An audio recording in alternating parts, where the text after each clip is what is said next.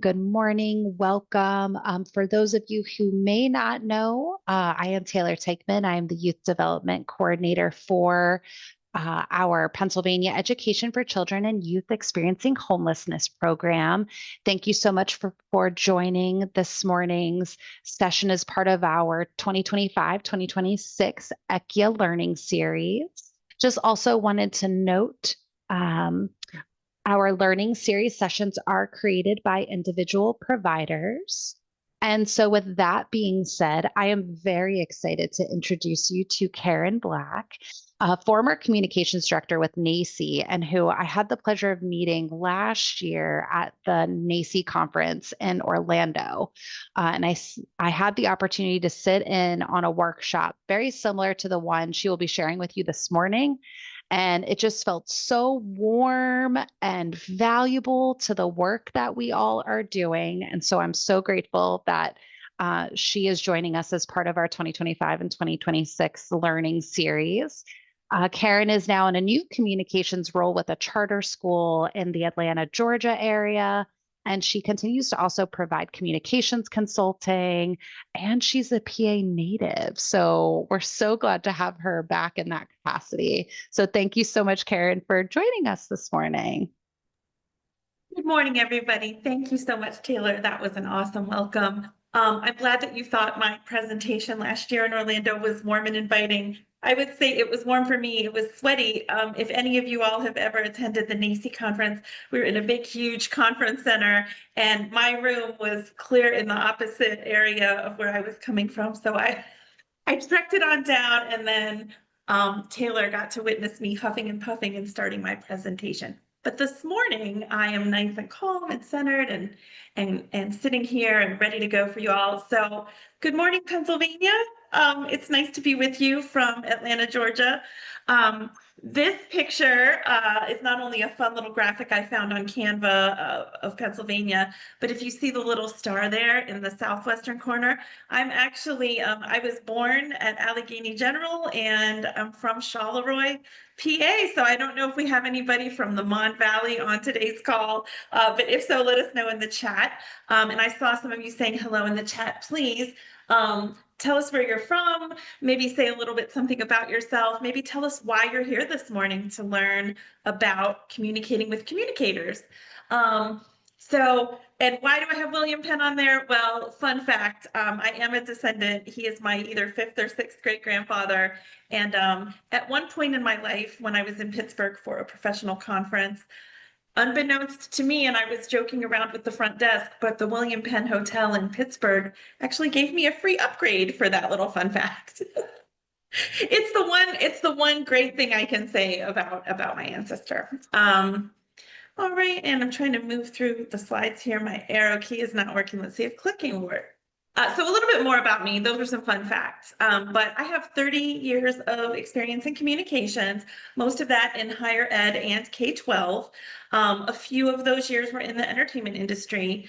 When I say education is everything, I mean that this is why I work in this particular field. I believe, of course, as many of you all might agree, that education is truly the great equalizer.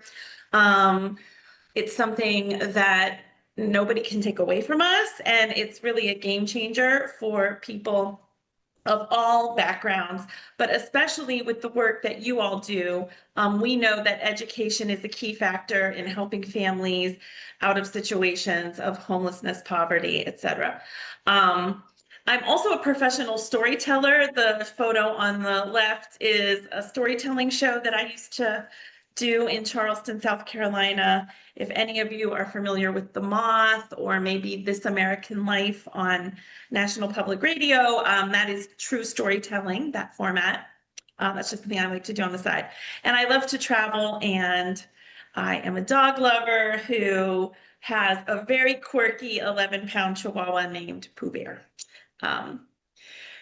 So today, though, that's all kinds of personal fun stuff, and I like to get to know people in that sort of way. And you can go ahead and once again stick in the chat there for everybody to see, like, maybe some fun facts about yourself.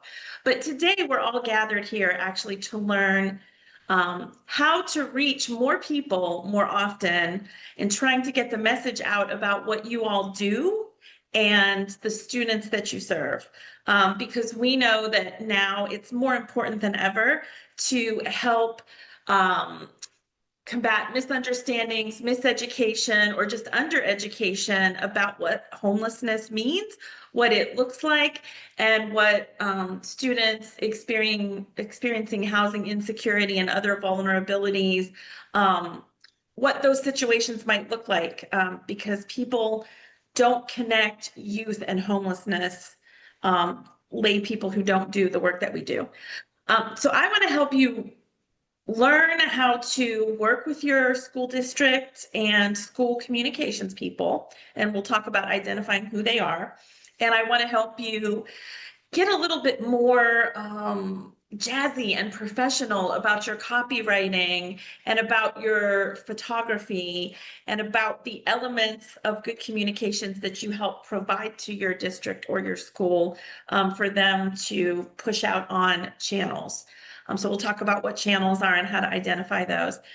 But also I want to mention, because Taylor told me that, I was going to be the October speaker, because you all are really coming up on conference and awareness season, with your awareness week next month. So we're going to talk about making an action plan for you today, so that you have an excellent November, and that you work really well with people around your districts to get the word out, and for the read out, but also how you can make a plan for the rest of this school year and beyond, and what communications planning looks like, because communications planning is actually for everyone, not just people in my seat. So today we're going to go over the challenges, opportunities, and goals that you have. We'll delve into the principles of good communication overall.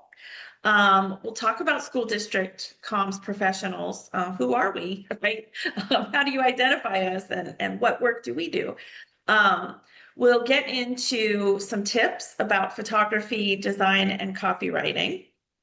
And then I'm gonna have you, and we're gonna start at the top of this hour with some planning, and then we're gonna revisit it at the end when we go into Q&A. But I want to really help you all plan and organize your thoughts around this while we're on the call.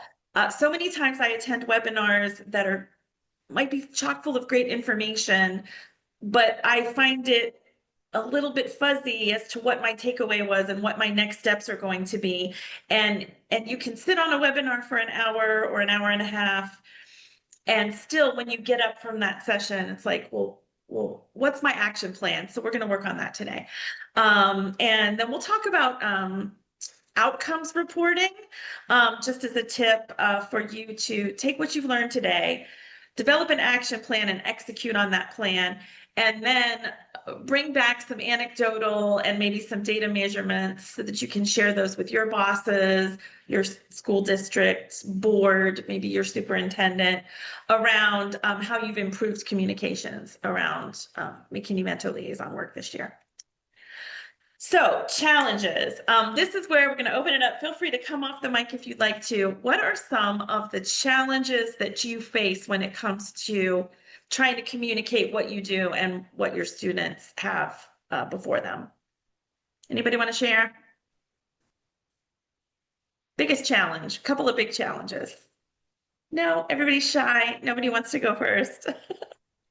I'll jump on. Karen, I'll jump on. Please, go ahead. Yeah. Karen, I can speak to that. And I just think, challenges is really everyone understanding, from administrators through our paraprofessionals and our IAs in our buildings, understanding, what the law is, what we're trying to accomplish by protecting the students we protect, supporting them, and just making sure people realize, the rights of the folks that are, unhoused and in these situations. So it's really, I think, the greatest challenge we face in our district. Good one. Thank you, Sean, for that. When we get to copywriting, I'm going to speak a little bit about some of the more complicated pieces of McKinney-Vento and trying to unpack that in layperson terms. But thank you, Sean. Does anybody else want to share what their main challenge is? Kate? I was going to add on to something that Sean said.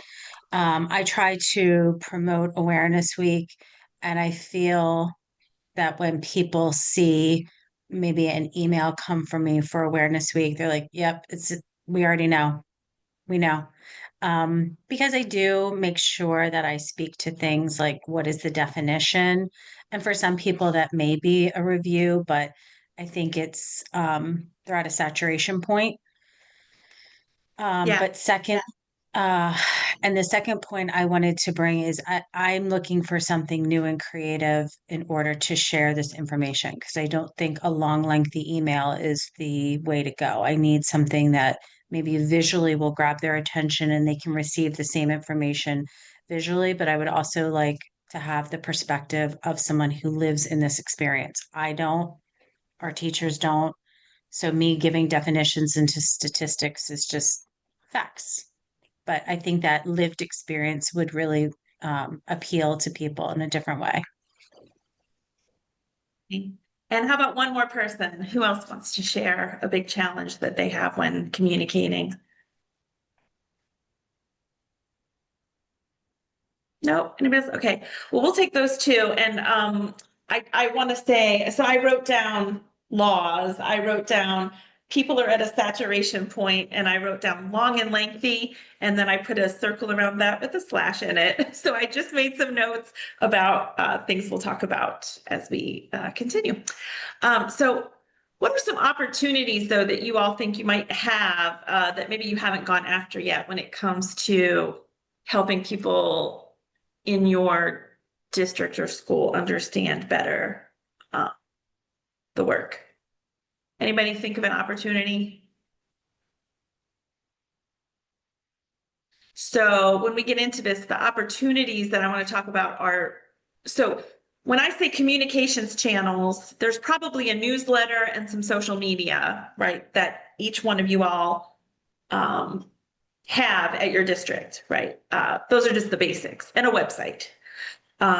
Now, what information you have on that website, or how much space you might ever get in an e-newsletter, you know, that's a different story. We're going to talk about how you can become better friends with your comms people. But some of the opportunities that I see around districts that I think are underutilized, maybe sometimes missed opportunities, school board meetings, right?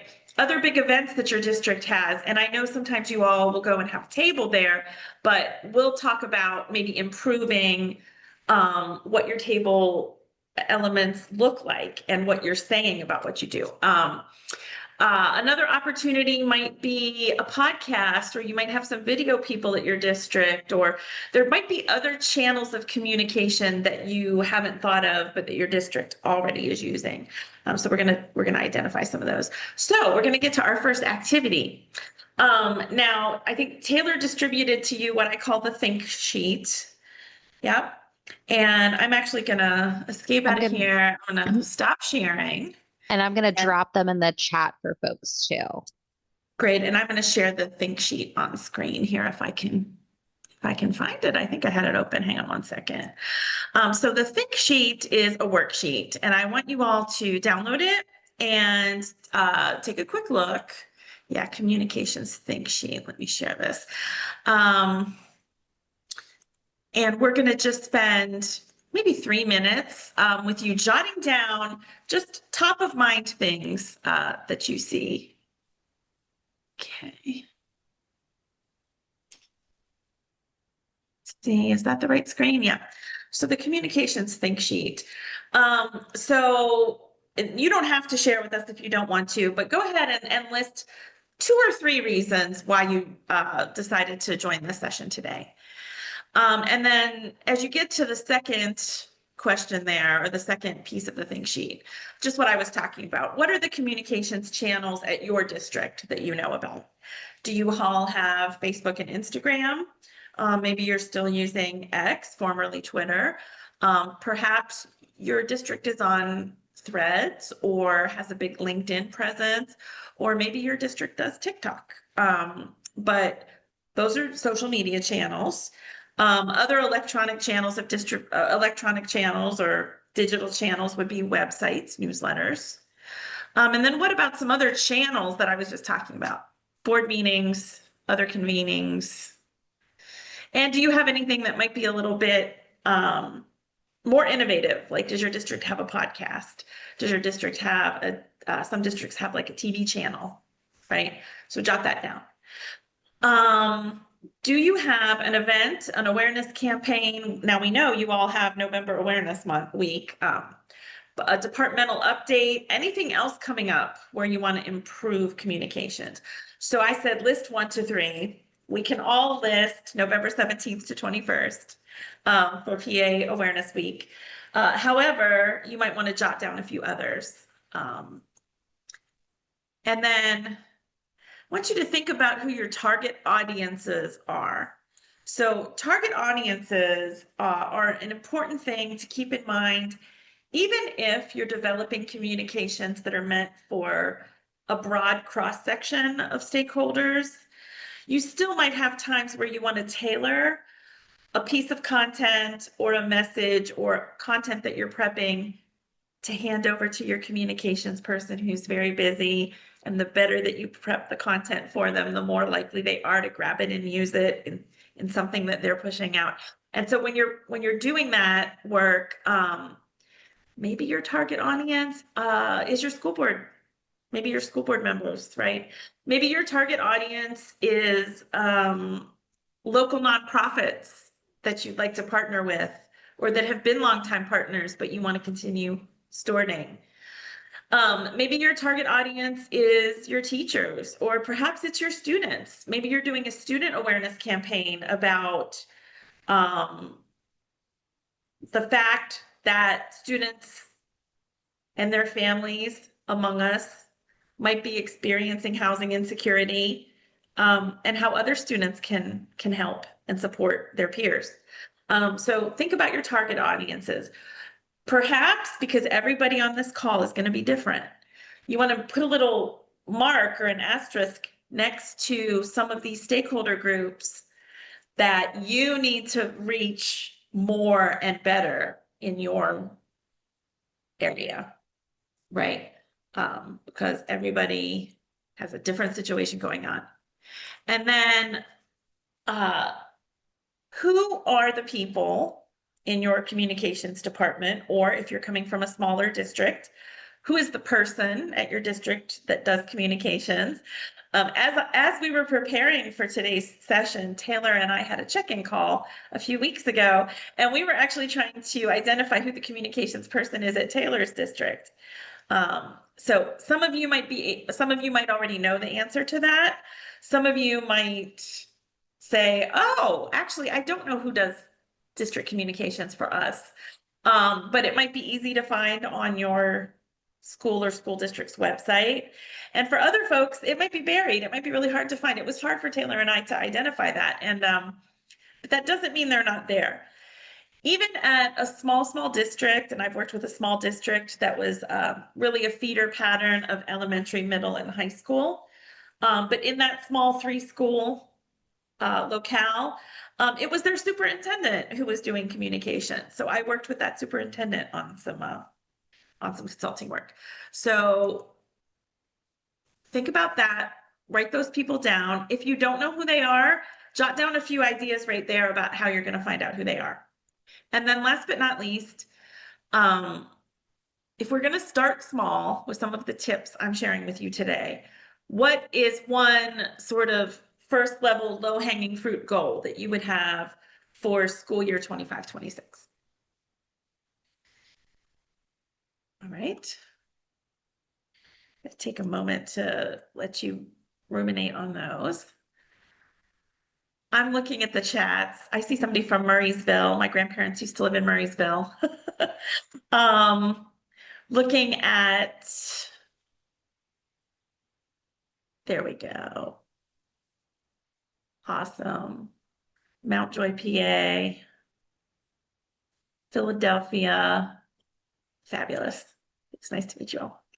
Okay. I don't want to spend too long with the think sheet, but please keep it nearby because we're going to reference it again.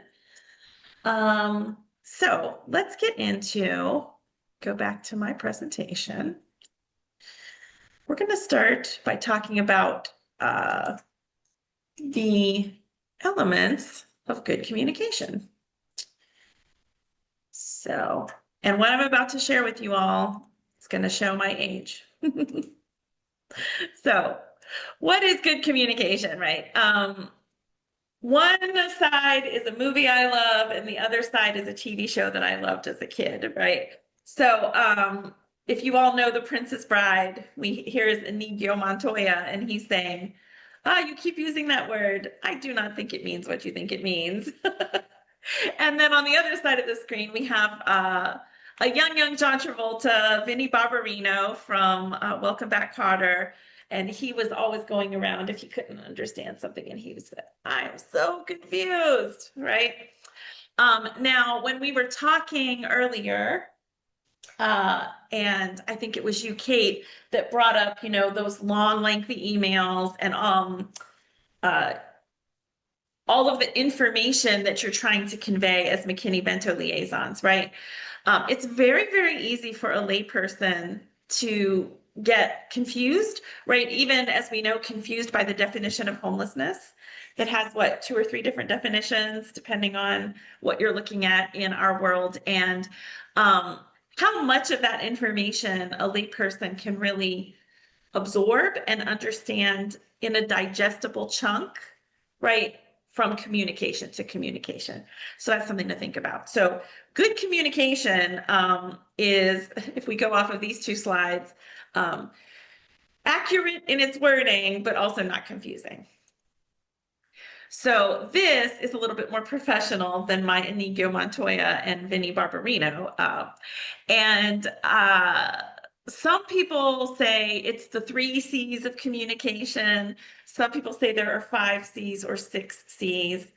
I have 8, and because I love alliteration, I had to make that last one a C, even though we have timely in parentheses. But good communication, any kind of good communication, is clear, it's concise. If you're doing a campaign, so you have materials that should coordinate, then they're consistent, right? We want to be accurate, so they're correct, and they're complete. If you're doing a flyer for a back to school event, but you forget to list the time or the location, or you forget the logo, so nobody knows it's your school district, right? So it's complete. Some people add courteous, and I like to add that as well, right? Because the tone in which you write in your copywriting, I think, should be courteous and also filled with enthusiasm and joy. Just because the work that you all do is some extremely serious heart work, and I don't want to undervalue that at all. But just remember that your students want to be celebrated for being whole people, not just students experiencing homelessness. So we love to celebrate their resilience, and we love to go at this with some positivity. So courteous, compelling, right? Good communication, at least the kind that we're talking about today, is compelling. You might be telling a story, you might be asking for something, a call to action, but you want to have something that draws people in.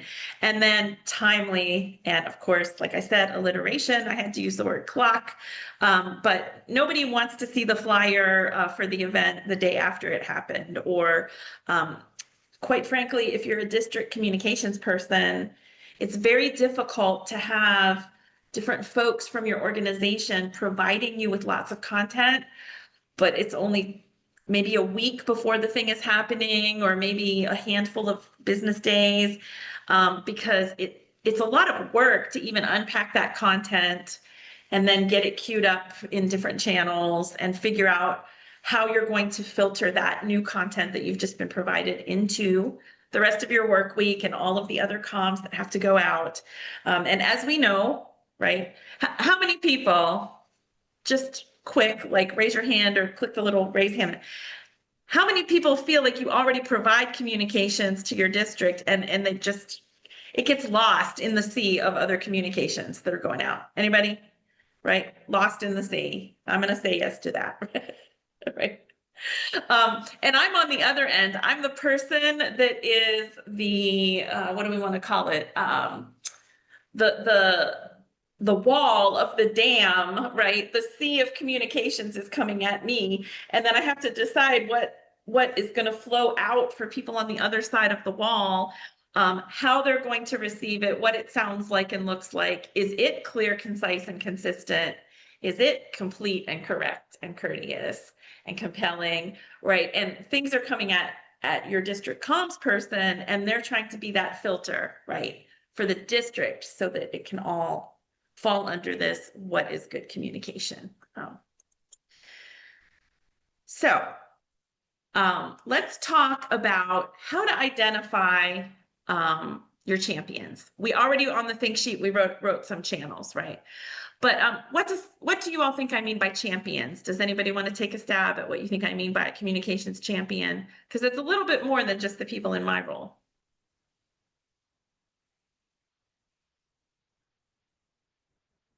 So for McKinney-Vento, for homeless liaisons and LEAs, your champions are going to be the people who already have a great understanding about what it is that you do and the students that you serve, right? They're sort of your buzz agents, right? Other champions could be people at your district or champions in the making, right? Maybe it's time for you to go make some friends. But other people in your community that are champions are nonprofit leaders, right? Who work in the space that overlaps what you do with your students and families. Other champions or champions in the making are people who are influencers, right? I mean, maybe you have a board member or a community member or a parent who's really influential in your district. And if you can help that person better understand the statistics and stories, I like to think of it in two channels, right? The statistics of students and families experiencing homelessness and the stories of it. If you help those people who are influential better understand your work, they influence others. So it's sort of like putting your work into a megaphone, right, of that other person and getting them to be a champion of what you're doing. And some other champions in the making are the other people at your district, maybe not the person like me who's the communications officer or communications director, but what about, the video team? Or what about students who are doing videos and podcasting and student journalists, right? What about the teachers that you might work closely with because maybe they have a student or a handful of students who are experiencing homelessness in their classroom, in their homeroom, part of their pod, the folks that are sort of living it every day with you and seeing in real time what people need and how, the system might be coming up short for them. Those are also your champions. So maybe on the think sheet, and I believe I should add that to the think sheet, list out some people that you think are your champions as we do this work today. And feel free to share any ones that maybe I forgot as examples, share in the chat, or feel free to come off the mic and talk. We're not a super big group here. And as you can tell, I like to talk. So who are your school district communications professionals? I just grabbed this picture really quickly out of Canva, but I thought this person, they really embody what we kind of look like sometimes, right? Like you might not know who we are, or you might just know us by name because perhaps we're the people who send out the weekly employee newsletter, right? Because usually district comms people are doing external and internal communicating. So you might know who they are from an employee newsletter or from the community newsletter. But we usually have gear and we're usually running all around and we look very frazzled and busy. And if you see us at a convening, like maybe a back to school professional development session for the district or something, we're usually the people that have on some sort of headset and are behind the table or clicking through the superintendent's presentation. And that's us. So we're people that just like you wear many, many hats, and we have lots going on all day long.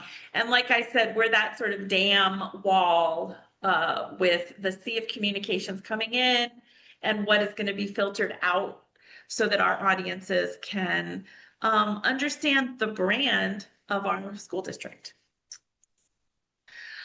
So I have a couple of ideas for you, and I want you to jot these down. And I want anybody who maybe has already done this, please speak up. I'd love to find some people that actually maybe have done this. How many of you have, who here has tried or has worked with their district comms person already? Right, because my idea here is to have a sort of bring your comms colleague to work day. Now, you don't have to have them shadow you all day long, but what if you took them on a visit, or what if you took them with you to a meeting with a local nonprofit, or what if you just had them sit with you in your office or your cubicle and showed them what you work on all day long?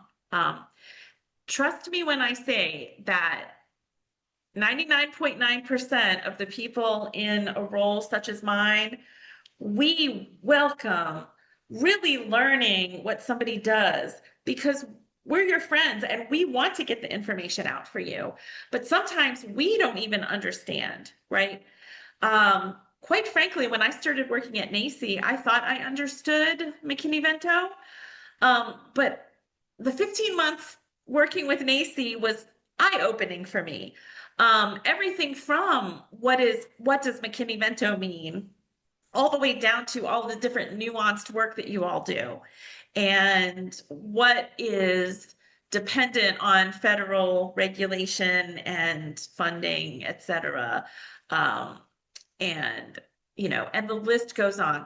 So idea number one is invite your communications colleague. And it doesn't have to be the person who's at the top of that department. If you have a department of more than one, that means that maybe some people underneath the director of that department are the social media officers, or maybe if somebody's title at your district is communications officer, that means they're probably doing a little bit of writing, a little bit of design, a little bit of social media. They probably maintain the content on your website. So, you know, invite them for a coffee at your cubicle and show them what you do. And idea number two is the reverse, right? Get an invitation to one of their department meetings, right? So see if you can get on the agenda for 10 minutes. Bring a couple of things, maybe a handout, maybe 2 slides, and just unpack for your comms department just a fraction of what you do. Maybe you start with, what does McKinney-Vento mean, and what are the statistics in our district of the number of students by age group who are identified as experiencing housing insecurity? Just start there. But that is your internal communication work to help the people who are those walls of the dam, those guardians at the gate, to start understanding better what you do, because when they start understanding better, they're going to seek you out more often to see what you're doing, what initiatives you have going on, and how they can help you. So that's how you can start coordinating with that audience. But what can you actually actively do to help us with our jobs? You're probably like, that's not why I came to this session today. I came to this session today to help myself at my job. Well, I promise you that you'll be helping yourself and helping your district comms people. So I have a couple of quotes to share here from Dave from Texas. So last year, when I was putting together the framework for part of what you're seeing today, we're actually doing a deeper dive today than what I did at the NACCE conference when Taylor met me. But I actually sent a message out through my professional organization, which is called NSPRA, and that is the Society of PR, School PR People, right? It's a national organization of school PR people. And I said on our little listserv, hey, I'm doing a presentation for McKinney-Vento liaisons. And as a school district comms person, like, what would you say to McKinney-Vento people that I'm presenting to. And this person, Dave, gave me great content. So he said, I love the communications power that McKinney-Vento folks can bring with combinations of stats and real stories. And his simple advice was to try and include both. Then he gave an example of somebody that that he worked with. And then on this next slide, Dave says, your audience may have to intentionally teach their local communicators the basics. So that's what I was just talking about, right? Inviting them into your office space or getting on their agenda, so that they can learn to tell your story accurately and respond to questions and comments. The local school PR person, so that's your local school communications person, probably needs to know the supports that are required by federal law, the definition of homelessness, the criteria for that, and what the local resource landscape looks like. So I thought those are great tips, right? If you can just help your communications people understand maybe those 3 things this year, right? Then you're going to raise their awareness. And since they are one of the megaphones for your school or district, that's going to help overall in raising awareness, because they'll probably, let's be frank, they'll probably pay more attention to content that they now understand and that you've collaborated with them to understand. So checking how we're doing at time, because I want to make sure to leave ample time for Q&A at the end here, and for us to talk about what your action plans are and maybe tweak them while we're in the room. But I really want to dig into something that I did not do at NACCE last year because we didn't have time. And that is some tips about design, the elements of design. So the elements of design include photography, and also, which not listed here, but so there's a traditional photograph, but there are also other elements that you could use in place of a photograph. So iconography, so like a lot of times now we see infographics and they might have different little icons that go with different little chunks of content. So icons, other artwork, right? Illustration, as designers call it, line art, right? Just, elements like arrows and divider lines and things like that. So elements of layout. And then of course, copy and copywriting. So we're going to talk about what copywriting is and is not. You know what? Before I get into this nitty-gritty, does anybody have any questions right now, or any thoughts, or any things that they feel like I left out that they want us to consider as we continue? Nope. All right.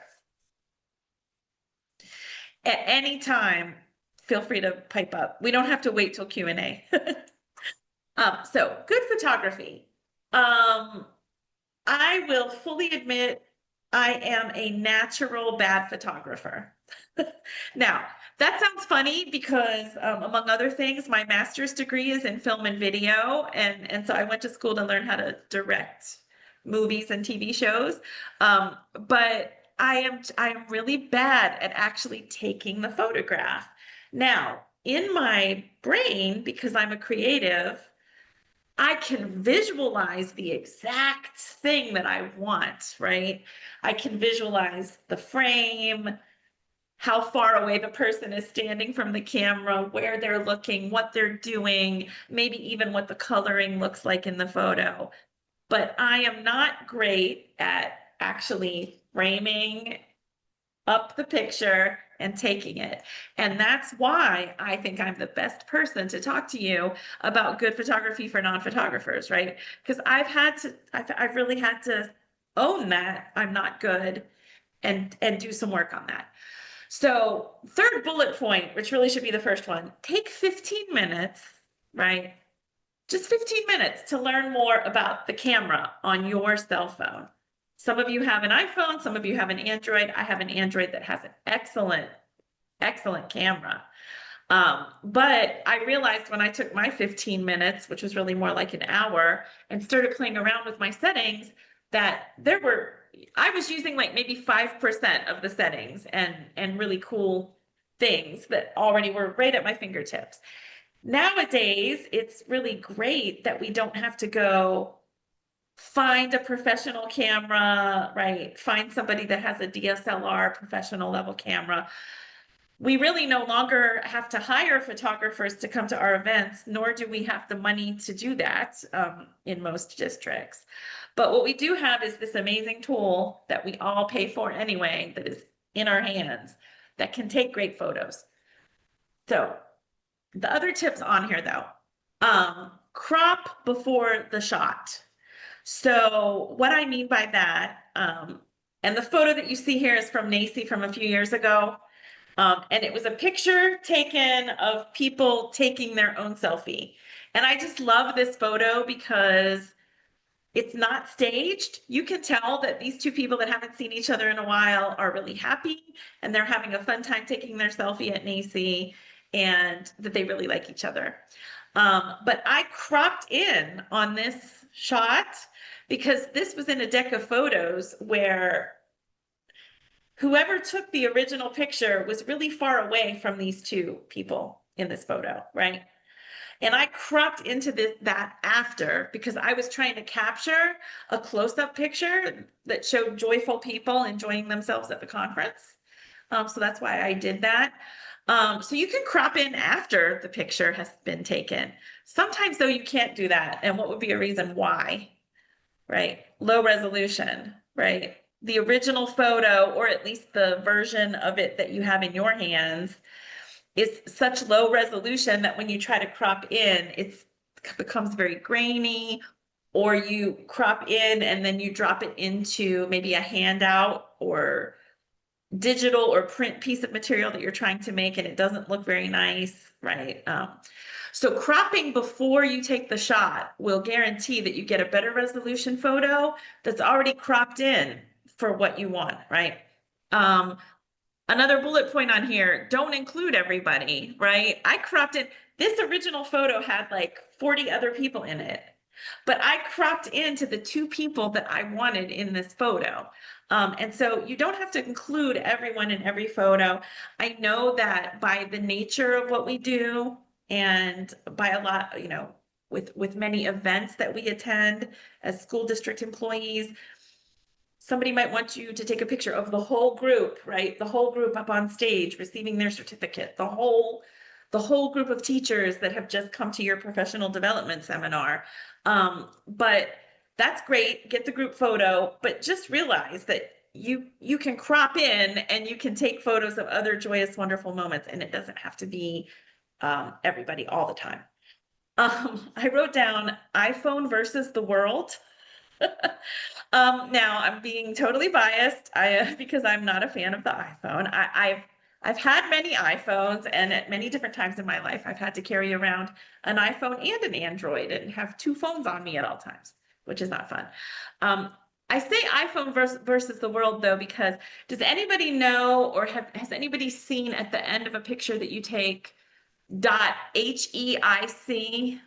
Or that HEIC, if you have an iPhone, anybody? HEIC, have you ever seen that on your photos?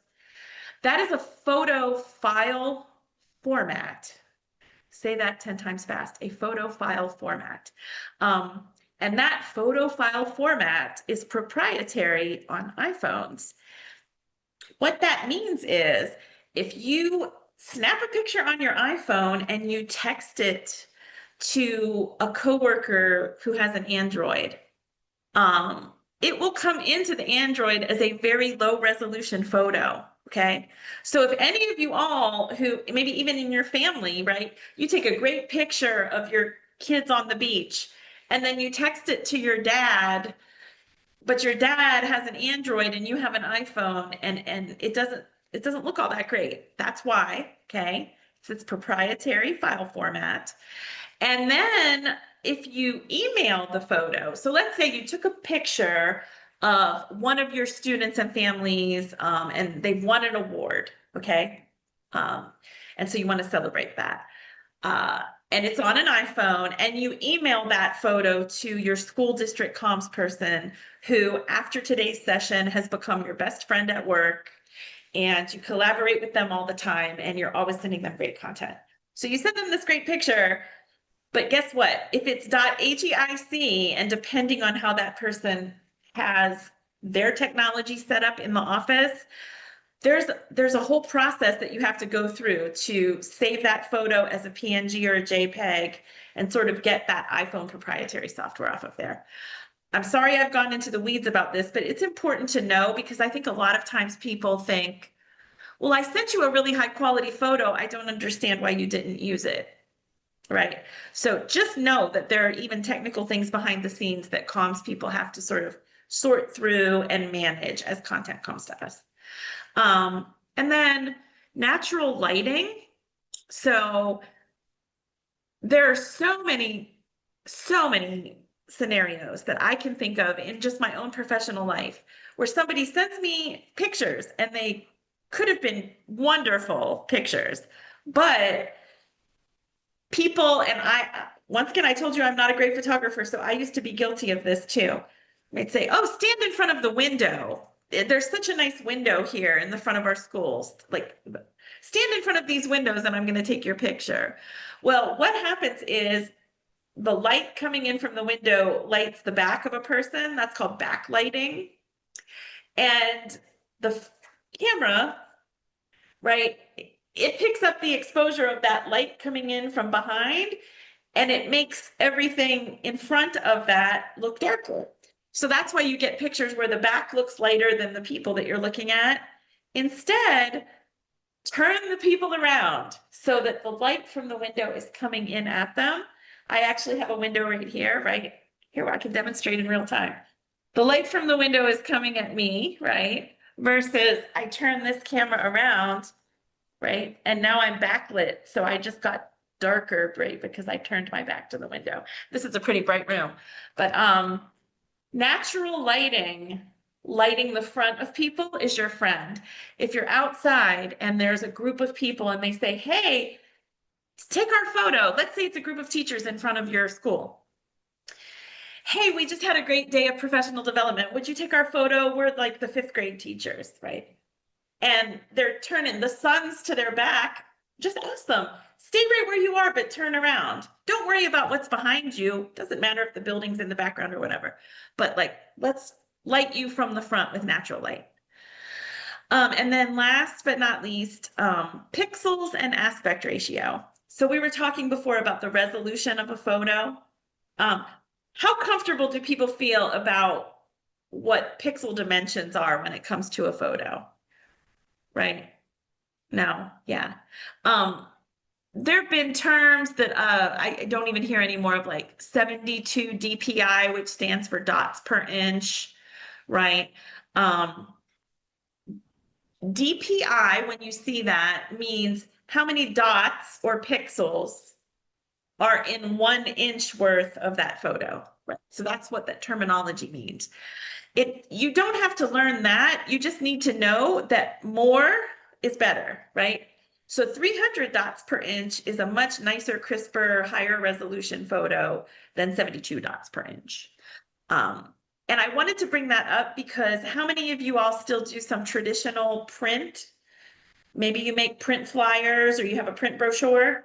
Does everybody here still do some traditional print?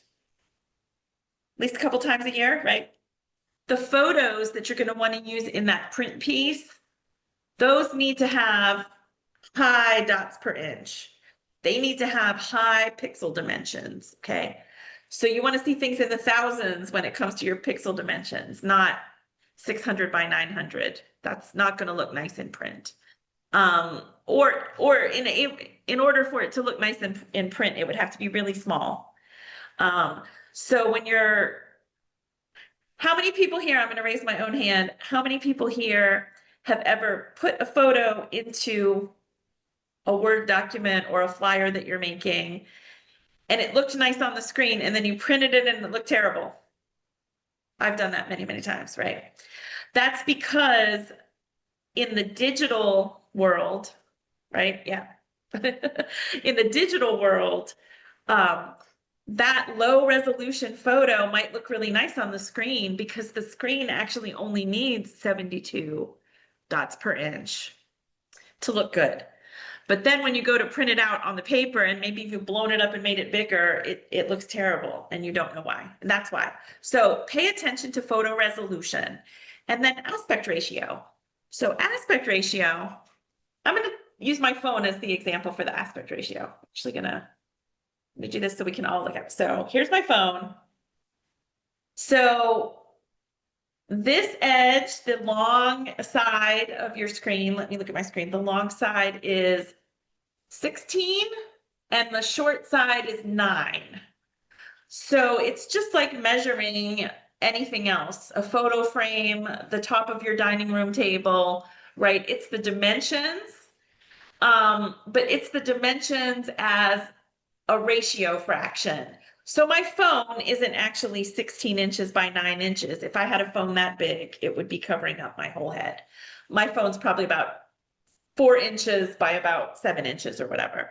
But the aspect ratio of it, right? The ratio of this edge versus this edge is 16 by 9. So this, when I turn it this way, this looks like a TV screen, right? Most people's TV screens these days, or our computer screens, or your PowerPoint presentation that you're doing for the school board next month, when you get on the agenda to talk about Homelessness Awareness Week, right? That's one of the tips I was going to give you. Get on your school board agenda.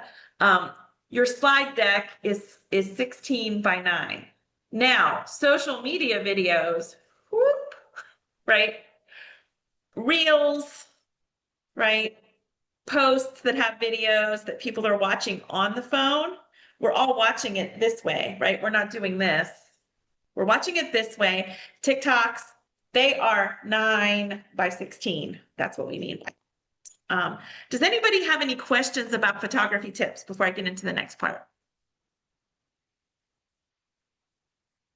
No?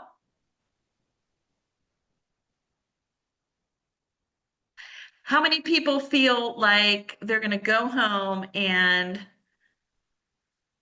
tell their family that they've learned what the aspect ratio of 16 by 9 is today? All right, let me share screen and get back to our slides. All right. So next, so that was good photography. Oh, and let me just say,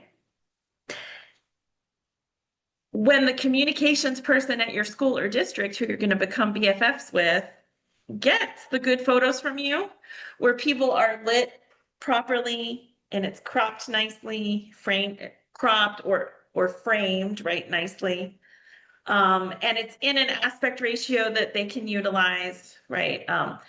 That's the other thing. If you're sending them snapshots, there are other aspect ratios that are pretty common, but like a square on social media is pretty common, or a 5:4 aspect ratio. But if you're doing any kind of video that you want them to put on social media, you're going to want to record the video at 9 by 16, right? So this way. Once you start implementing some of these principles of good photography for non-photographers, I think that you might see that they use your content a little bit more, right? Because a lot of times they receive content from people from around the district that unfortunately is not too good. So they have a hard time using it, or they might have to try to brighten up the photo or whatever. And we're going to provide the slide deck for you after the fact. So I'm not going to go into all of this nitty gritty, but here are some more tips that you can use to be a better non-professional photographer. Oh, going the wrong way. What happened? Hold on. There we go. So what about design? Who here already knows who their comms people are, and your comms department includes a designer? Does anybody have a designer that you know is on staff at your district or school? No. In this day and age, I hate to say it, but a lot of communications departments are shrinking because they've had to have cutbacks. And this is one of the areas that gets cut back first in lots of cases. So you might not have a designer, but you might have a designer, or like I was mentioning earlier, you might have somebody called a communications officer or communications director, right? And they might be sort of a generalist who's doing a little bit of design, a little bit of writing, a little bit of photography. So chum up to that person, right? Get to know who they are, get to know what they do. Maybe they'll want to sit you down and show you what they do for their busy day. And that would be good as well. But my point here is that you guys are not designers, and that's okay, right? So something that's really difficult is to receive content that somebody has already tried to design, but they're not a designer, or maybe you don't have the brand kit, right? The brand standards for your district. So you're using fonts and elements and things that might not go with the brand.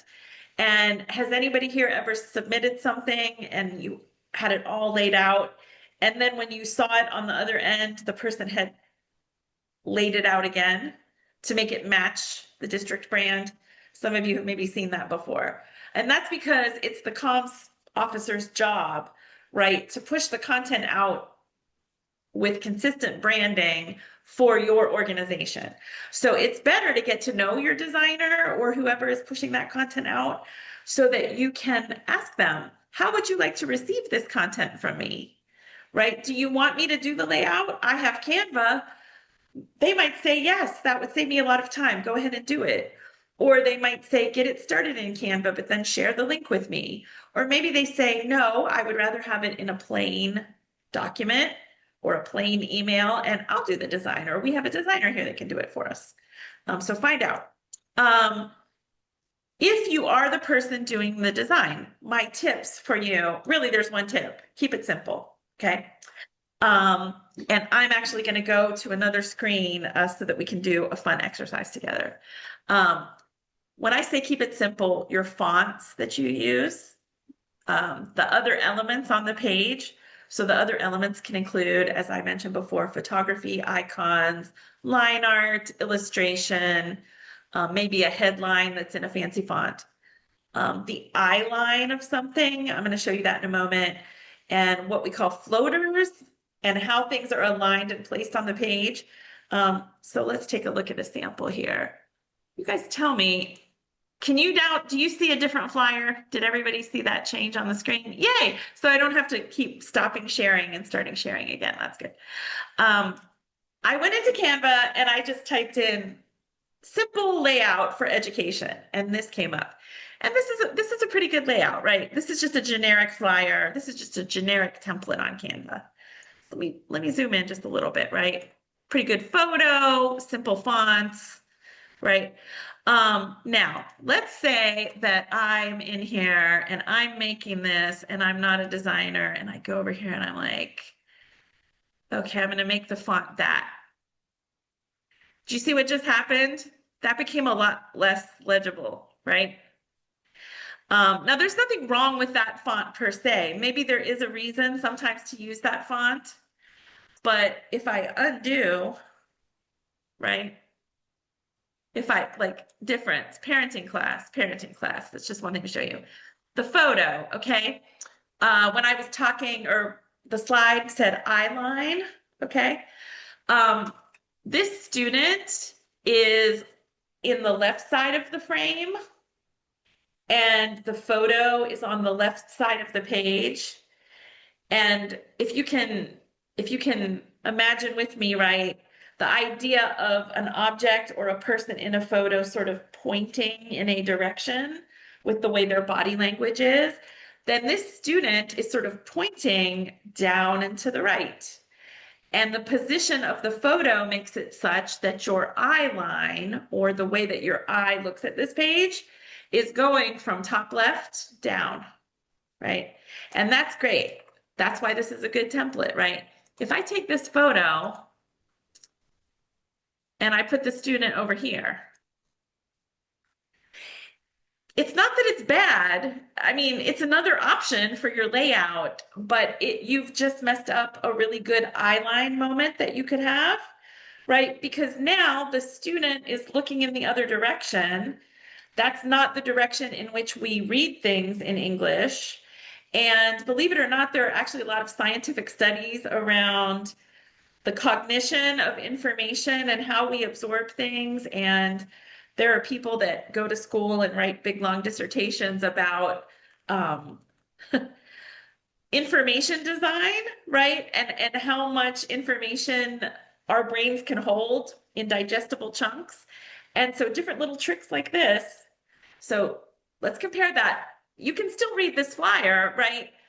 But now my eye line is kind of going to this white space over here and looking up here at the student. And I might not, you know, let's go back. Let's undo what I just did. So I think that illustrates for you the difference, right? But with something subtle, right? And then, you know, so eye line, so like floaters. Let's talk about what a floater is. So right now, this flyer has very nice delineated sections. It has a lot of white space, and white space doesn't always mean it's the color white. White space is space that does not have photography and copywriting in it. So the white space on this flyer includes all of this margin, including this little magenta chunk up here, or whatever, not magenta, but yeah, this little burnt orange box. All of that is white space. All of this is white space. And then the background offset colors sort of divide what you're looking at up into chunks where your eye can go to what it's looking for, right? But let's talk about what a floater might be, because see, across here about this class and our main topics are aligned, right? So that it gives some order to the page, and the page has information hierarchy applied to it. But let's say for some reason I decide that I want the about this class over here. Well, that might look okay as well. But let's say I align it differently, right? So now I'm going to make it different than the rest of the. Now we're getting to the point where I would say about this class is kind of a floater. It's not aligned with anything else on your page in an orderly grid-like fashion. There is a thing called a design grid, and I don't want to get you all the way into those weeds. But if you just put things down on the page, the word parenting class here, right? If you just put things in with like, you see how that starts to look not so good, right? Because I'm now going against the design grid, and I'm creating floaters, and floaters are just things that are floating around on your page that are not adhering to the design grid that exists whether we use it or not. So let me undo all of those things I just did. There we go. So that's a floater. And then I just mentioned information hierarchy, which I realized I didn't even have on my slides. I'll have to be updating those slides. But so on this flyer, parenting class is the thing that you want to be big. That's the thing you want them to see from far away. Maybe they're walking into your local library and they're seeing that there's a parenting class coming up. So it's the word parenting class that you want to be big, right? Let me do something now that is going to show you. Right, so let's make that small. And let's take this up here and let's make this huge.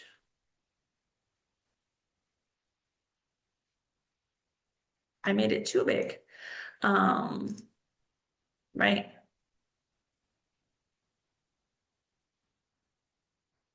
So what I'm doing, so you're walking into the library, right? Let's make that smaller too.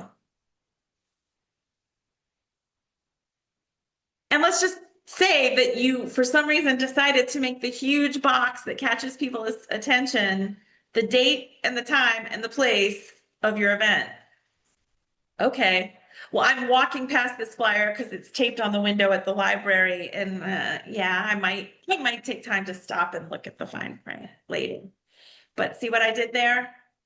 I turned something that was helping people see what they could attend that was meant for them. And I've turned it upside down so that it's not a great communications piece anymore. So let's undo out of all that. Okay, back to parenting class. Yeah.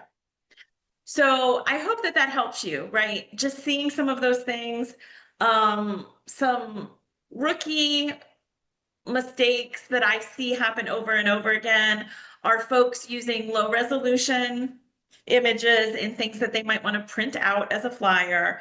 And definitely that last one where the big, huge font thing is not the headline, right? So make sure it's your headline that's the big, huge thing. People will look, if you can see date and place and time, like if you can see that information and it's clear and it's offset in a way that you can find it when you need it, people become hooked because you're going to give them a parenting class. Then they look for where the date and time is on the flyer so that they can write it down in their calendar or on their phone. So back to the presentation. Let's talk about copywriting. First, before we talk about copywriting, and I feel like I've got about 5 more minutes, and then we'll get into Q&A. But before we even get into Q&A, does anybody have any other questions about design tips or about what any of that meant? No? Okay. So copywriting. I will admit that, so this would have been, I guess, back in high school, because I didn't get into this field until I went to college for journalism and English. But I didn't used to understand the difference of what copywriting was versus other kinds of writing. And this is where you can really, really improve what you do and what you provide to your comms people. And I'm going to go back to our folks that shared at the beginning, right? All of the heavy, long, lengthy information that you share or are trying to share. But how do you rearrange that and maybe even reword what that is for different audiences and for different purposes? So copywriting is not the same as writing an essay. It's not the same as writing an academic paper, which you all have done to become the credentialed educators that you are. It's not the same as memoir writing or other types of creative writing, right? It's not the same as journalistic writing, actually. And it's not the same as technical writing. But it is persuasive, passionate, punchy. I told you I liked alliteration. And it has a hook, right? Copywriting is Nike, just do it, right? Copywriting is something short, right? It's to the point. A lot of times it evokes action or emotion, right? Or in our world, copywriting is about celebrating something or a passionate plea about the fact that maybe in your district, families reporting that they're experiencing housing insecurity has risen 10 points in the last 2 school years, right? There are some statistics in the wonderful package that Taylor's crew has developed for you all to use next month during Awareness Week, right? There are stats in there that we know we know those things are on the rise, right? So maybe it's not a celebratory, passionate post, but maybe it's a passionate post because it's a plea for people to understand and see, right? And what do I mean by it's punchy? So maybe your statistic is that homelessness or families reporting housing insecurity has risen by 10% since last year, right? Now, there's a way that you could write that sentence that might sound like the beginning of a report that you're providing to the superintendent. And there's a way that you could write that or show that in a social media graphic, right? Maybe it's a photo of kids, but you only see their backs because we don't want to identify them from the front, right? But it's a photo that evokes students, and maybe it has a giant 10% right on the top of it, and it's a Facebook post. And maybe the first line that you write on that Facebook post is, students without housing, you know, it's on the rise, right? Just one phrase to draw people in, even before they have to click that more button to read more, even before they have to scroll down.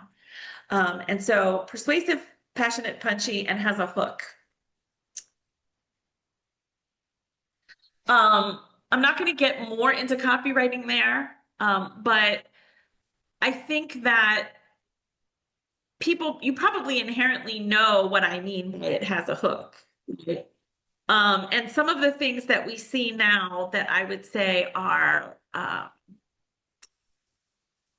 things that the layperson is familiar with and understands, right? Like top 10 lists, right?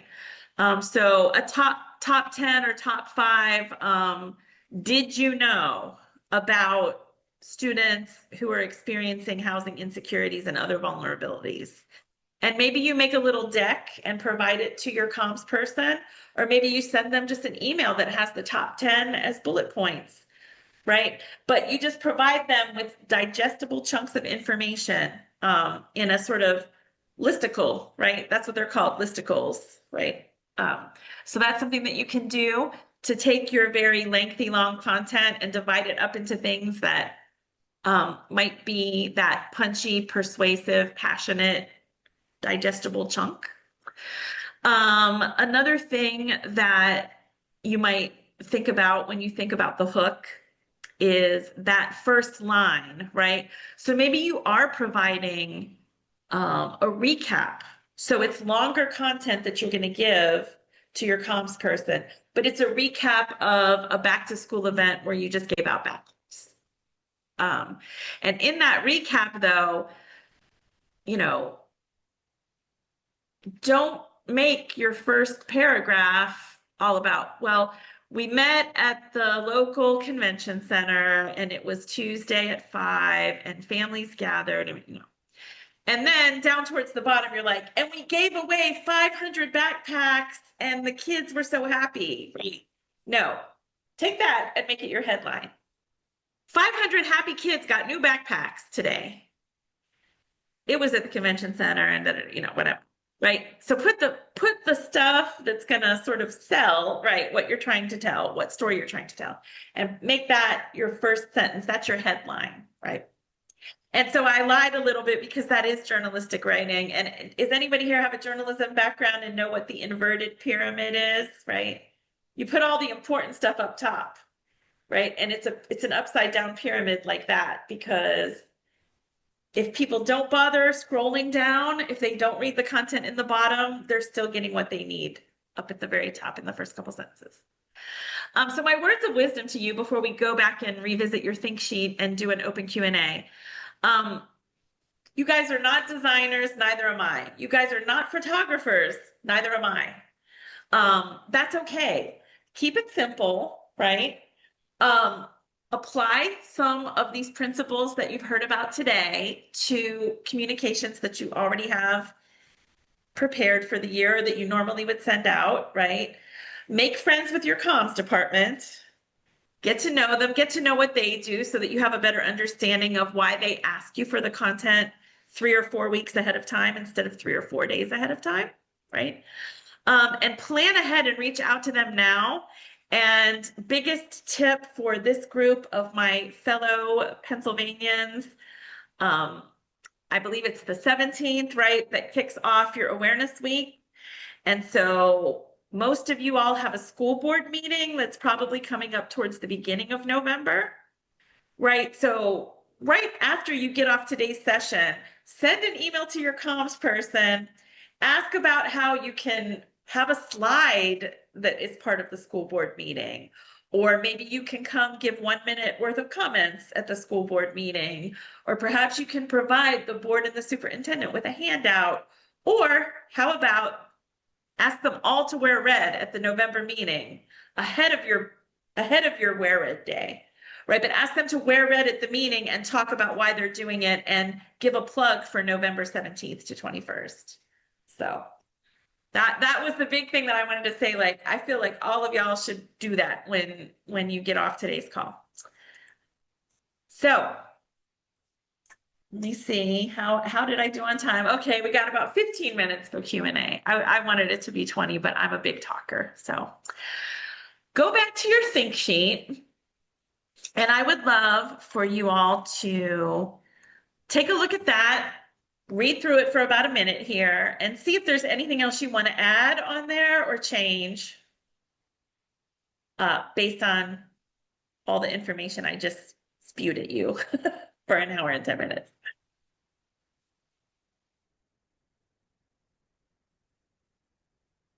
All right. And then I would like for us to go into our Q&A. I'm going to actually stop sharing so that we can all see one another and we don't have the screen on there. And talk about your action plan and what you're going to do moving forward with preparing for the November Awareness Month, but also maybe some action planning for the rest of the school year. Okay, so now I can look at the comments.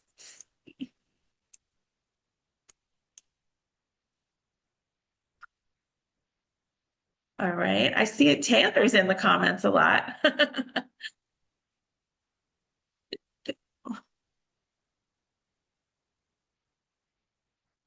All right, so who would like to share maybe who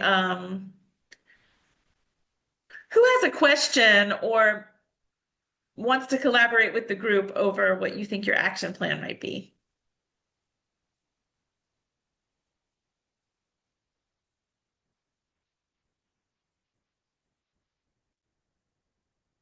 Nobody? While we're waiting for somebody to get brave enough to share with us, I'm going to share with you all some tips about how I stay organized. And if you do communications planning, you can utilize some of these tips as well. So I make a content calendar for social media, and it's just a simple Google sheet that I use. But that allows me to populate the social media for my school, to populate my content calendar, to be able to see, and I color code it, right? Like at least once a week, I post about our fundraising initiative. At least once a week, I post about students doing projects in the arts. At least once or twice a week, I post about athletics. And it allows me to start seeing that in a grid-like form. If you all put together a content calendar for yourselves, maybe you can showcase what information you're going to share in November with your comms people. What information is important for them to note at the end of the year, right? End of year giving is a big opportunity for people in the space of McKinney-Vento to partner with nonprofits, right? To help get the word out about what's happening in your community that helps your families. But end of year and going into the winter is also an important time for awareness around the nutrition insecurity that comes with housing insecurity, right? And students being out of school, and how for vulnerable student populations, not being in school is sometimes, like having time off is sometimes not the greatest thing, right? So end of year awareness, right? What are you going to do after November is over? What are your December pieces of content? Or how about going into the new year when you're working on probably some identification work, right? You're probably at your school districts working on budgets for FY 26-27 when you get into the new calendar year. That's right around the corner. And so what are some of the communications pieces that could help raise awareness by season? And just maybe it's not even a Google sheet. Maybe it's just a Word document, right? Where you're just jotting these things down and you can shape it up into a grid when you start pulling more content together. But if you outline things like that, it allows you to identify, do I need a photograph for this thing? Is there a link for more information? So is there a URL that goes with it? When do I want this information to get pushed out? So therefore, when am I going to finish gathering it and writing it and sharing it with my comms person? And that is a way that I stay organized, right? Is to keep all of that in kind of what sort of looks like a calendar grid in my Google Sheets. Who here wants to share what they're going to do as their immediate next steps?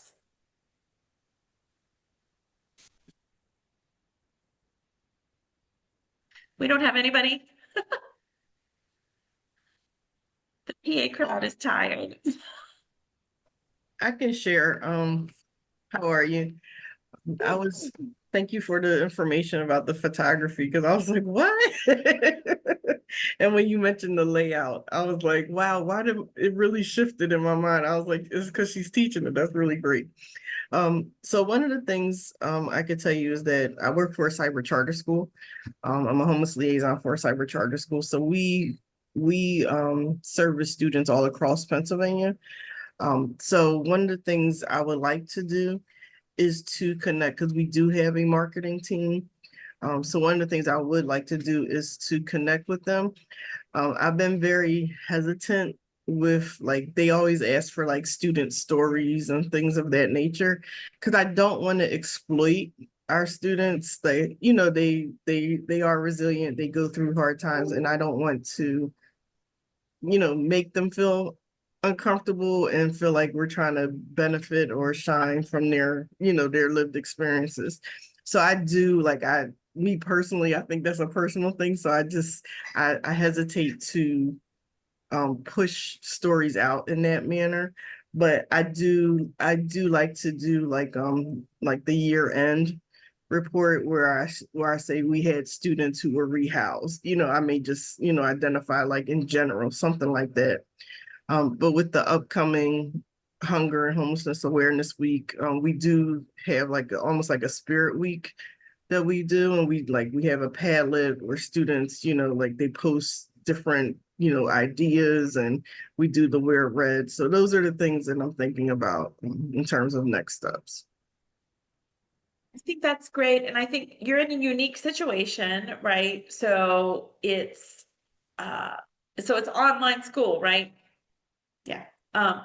And so that is a space where I bet you might have to combat even more of a misunderstanding than some of us that are in traditional buildings, right? Because there's a physicality to what homelessness and housing insecurity is.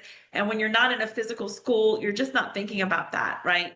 But I urge you to definitely get in touch with your comms and marketing team, right? And maybe partner with them on, let them know, right, that our students are way more than just a statistic of homelessness, right? Our students are scholars, they're athletes, they're artists, they're aspiring entrepreneurs, they're future military, future business owners, future college graduates, if we can get them there, right? Like, but these students need the lift of the community, and they need to be celebrated for resilience. So maybe partner with your marketing team on how you can gently raise awareness and gently maybe tell some stories without feeling like you're exploiting the students. Yeah. All right. Oh, we have a comment from Emily. Emily says, I'm in one page, front and back info sheet. Okay. Oh, nice. Everyone loved it. I've shared in our, yep. This year I plan to expand it and add a presentation that is behind the data. Very good. Share more stories and daily interactions. That's great. Emily, something that you might be able to do. And Emily, do you have a comms person at your district or school do you know who they are? Yes, we do. And we've worked together with other projects. Great, great. So you could take the information from your one pager and from the slide deck that you're working on and maybe create a deck of social media posts, right? Like maybe a did you know deck or a deck that maybe has one point at a time on graphics. Yeah, I'm hoping to take some of that and integrate it with our Hunger and Homeless Awareness Week initiatives this year. Great, great, good. Love that. All right, anybody else want to share what their action plan is going to be?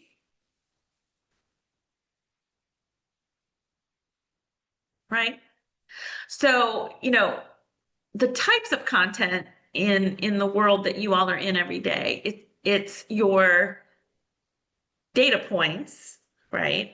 So it's hard data. It's also anecdotal things, right? It's telling the stories of your students, once again, as Shayna pointed out, while also being sensitive to the fact that we don't want to exploit student stories.